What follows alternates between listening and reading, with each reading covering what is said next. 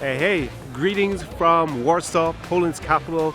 Welcome to another Tip Thursday with me, Connor, the language czar. So in today's video, we're going to be diving into 5 things you should remember if you're going to take a trip to Poland about Polish etiquette. So let's get into today's video.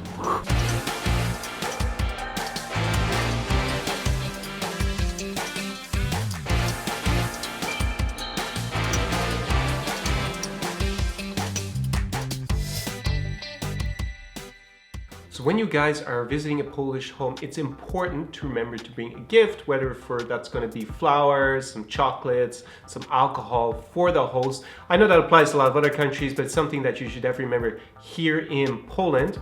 Another thing to remember is never bring yellow chrysanthemums as a present, as they're for funerals here, so that will definitely not go down well if you bring those as flowers. So other times you're going to have to remember to bring a gift to a Polish person is of course on their birthday, on Christmas, and their name day. If their name has a saint and that saint has a particular day, that's also a time to give gifts in Poland. So that's something that you mightn't have known because that's not as universal as say a birthday present or a Christmas present in Christian countries. So during dinner, Poles tend to toast a lot and drink a lot of alcohol. So if you don't drink alcohol, then you're gonna have to say no multiple times because it's not the cultural norm here. So if you decide to bring a present of alcohol, well, vodka is always a good choice. So this is legendary vodka from Belarus, Sarskaya Poljana. Okay.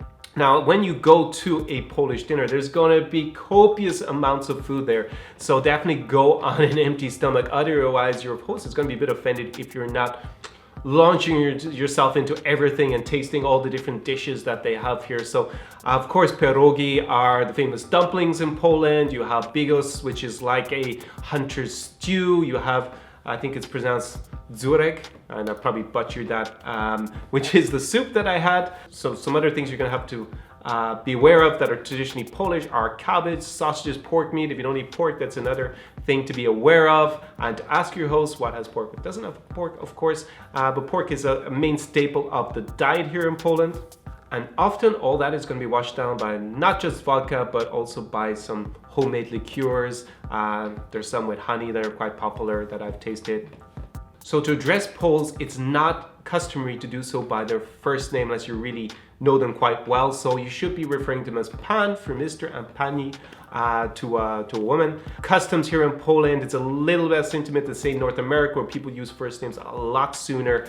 Here they tend to be more formal in terms of their greetings, and a handshake is the normal way to greet men.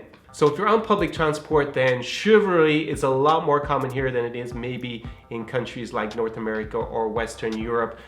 If you were expected to give up your seat for maybe disabled, obviously a pregnant lady, but I think that's probably universal anyways. And even for just an unpregnant lady, a normal woman, a lot of men will still give up their seat. There's more of that chivalrous culture.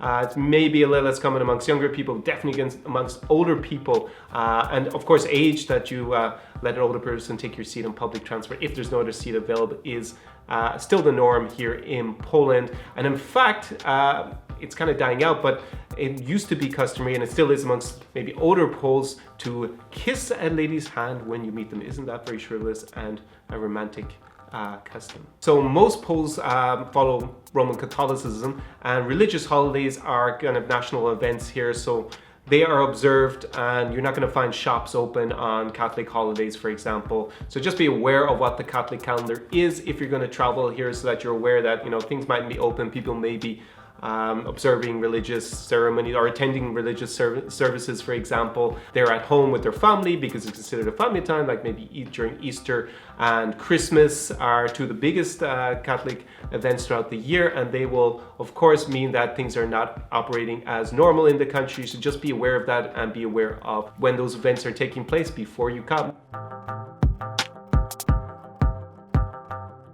Following your feedback to my recent poll that I put out on my Instagram, my Facebook, and my Twitter accounts, I've decided to change up my free video course for traveling, and to change it from a general course, which was Traveler Not a Tourist, to a more specific course for here in Central Eastern Europe. I know Poland is not technically Eastern Europe, it's actually Eastern part of Central Europe, but at the same time, it's going to be a course called How to Survive a Trip to Eastern Europe. If you want to receive that free gift, just go to the link in the description below this video, sign up by email, click the link in the confirmation email that you're going to receive, and I will whisk that over to you for free, no obligation. So if you know someone who's actually going to come here to Poland, definitely share this video with them so that they are aware of some of the cultural differences that they may experience, so they're not too shocked and they can, not offend anyone here in Poland. So that's it from today's video. Papa or bye-bye from Warsaw, Poland, and I'll see you in the next video.